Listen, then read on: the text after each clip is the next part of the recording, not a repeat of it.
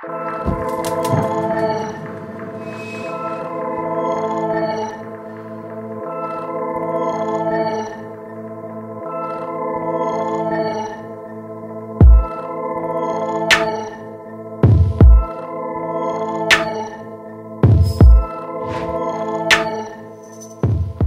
2015, on se bat contre la Française de l'énergie, une entreprise qui cherche à extraire le gaz enfermé dans les couches de charbon. Ça s'appelle le gaz de couche. Les expériences similaires à travers le monde témoignent de répercussions dramatiques sur l'eau, les sols et le dérèglement climatique. La Française de l'énergie a des relations privilégiées avec l'État français. Elle a notamment bénéficié de près de 2 millions d'euros de subventions publiques accordées par la région Grand Est.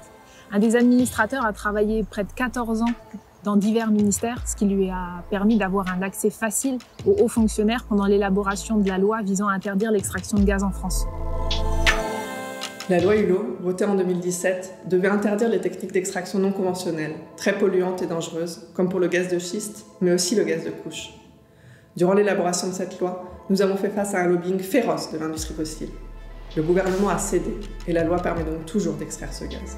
On a rencontré nos députés et quelques maires, mais on a du mal à se faire entendre au-delà.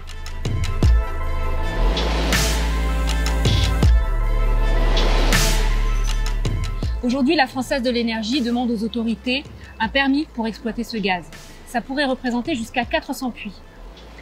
Plus de 500 citoyens et des dizaines d'élus ont participé à la consultation locale en vain. Notre voix n'est pas écoutée.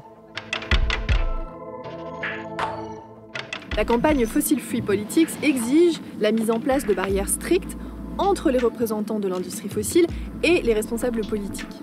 Couper ces canaux d'influence rendrait l'élaboration des lois plus démocratique et donc plus favorable à l'intérêt général.